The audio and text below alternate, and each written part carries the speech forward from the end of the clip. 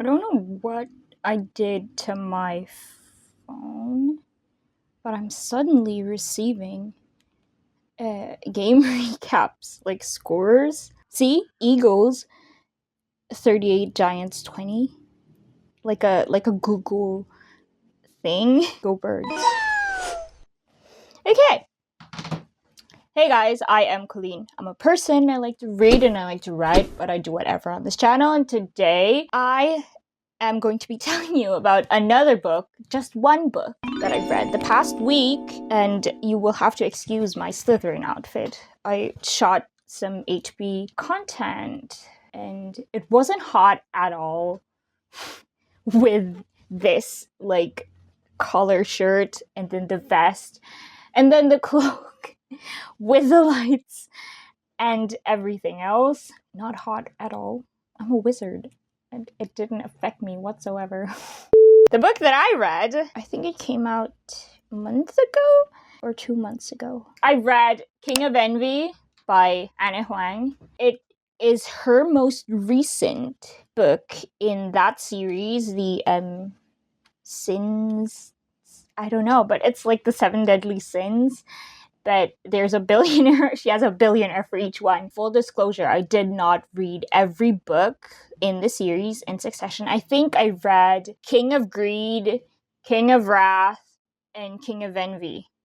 And King of Pride as well. So 4 books, including this one that I read. I wasn't really looking for a non-whimsical book, but I was sort of worn out. So I thought I would read something like a bit, predictable. A light read.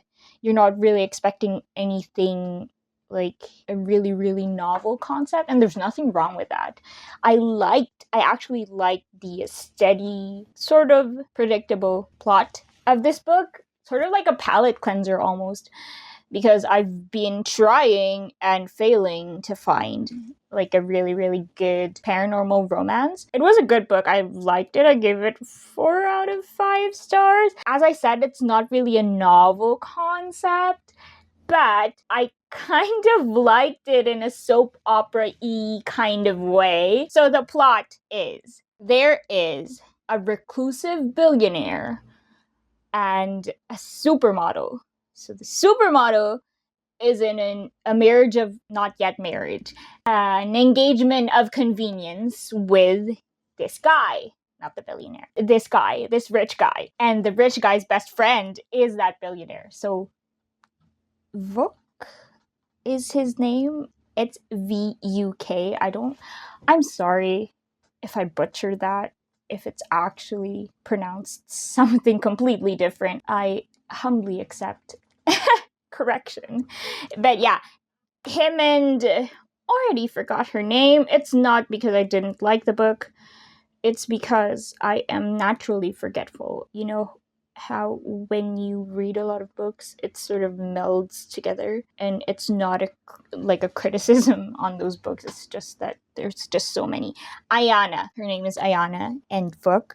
And this is a fall in love with the guy's best friend, best man trope. Basically that. She is a supermodel and her agency is predatory and she wants to escape that agency. To escape the agency, she needs money. So she goes into an engagement of convenience with a friend. This friend is really nice. He's not like an asshole or anything. And yeah, it's a mutually beneficial arrangement. But this reclusive billionaire was already in love with her and was just like watching from the sidelines, kind of almost stalking her secretly, just pining for her in secret, but not really doing anything about it. The story goes from there. Although there's some violence in this story, the guy's background is sort of a dangerous elite squad of assassins type thing. They tied it together with a fashion industry, which is where the girl is from. Now, is it a bit out there and sort of silly? In a way, yes, but I did enjoy it, how it tied together in an almost like you gotta be kidding me sort of way, because how the author tied it together, one of the faction leaders of this assassin organization that's coming after the billionaire is the agency's head. Of the girls modeling agency. If you hear about it, it's kind of out there and not totally believable, but I did like it. I did like how, you know how when something is so dramatic and so outlandish that you almost just enjoy the drama, enjoy the chaos. That's how I felt reading this book. It's not really like the tropes are, yes, predictable, and the formula that she used for the rest of the series, of course, is still present in this book. But I really enjoyed how everything progressed. It wasn't that dark, wasn't that violent either, by my standards, personal opinion. I mean, I did enjoy the ride, however chaotic it was. One note that I did have for this, a negative note, is that they technically like got together before they came clean to the guy friend. I mean, they weren't in a real relationship, and they did agree that it was like okay to have other relationships outside of their arrangement, and they had no feelings for each other except friendship whatsoever. I forgot his name. What is his name? I don't know. And I'm not going to sift through the book right now to find out his name. I'm sure is going to get his own book eventually. I wasn't for the going behind anybody's back. It's icky for me. Even if there was no expectation of loyalty between them, it gives me an unsettling feeling, and it makes me anxious whenever there's like going behind anybody's back to have this relationship. I would much prefer coming clean before engaging in any sort of activity with a love interest. The conflicts were resolved a bit easily, but that's what I expected. I mean, I knew what I was getting into. I read, as I said, 3 other books from this series, and it's not the kind of book that would leave like a strong as a whole. The concept of like the 7 deadly sins, and it becomes the flaw of the love interest, the major flaw of the love interest. As a whole, it's memorable, but as individual books, it's not really that much of a novel concept, as I said.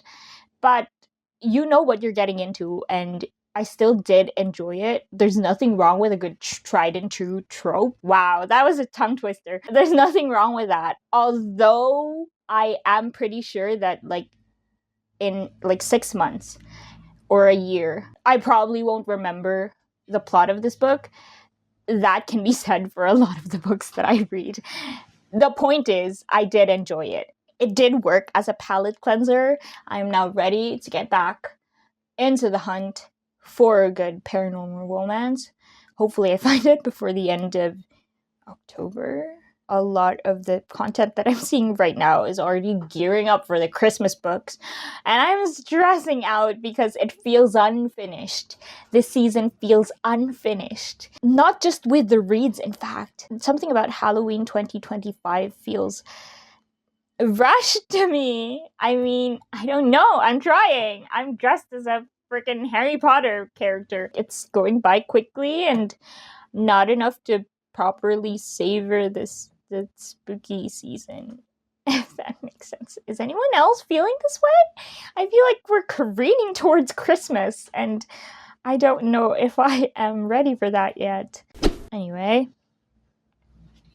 that was it. I liked it. I gave it 4 stars out of 5 for what it is. I really liked it. Check it out. Check out King of Envy. He did become envious. Hope you guys enjoyed the video. Like, comment, subscribe if you want to, and I will see you guys next time. Bye.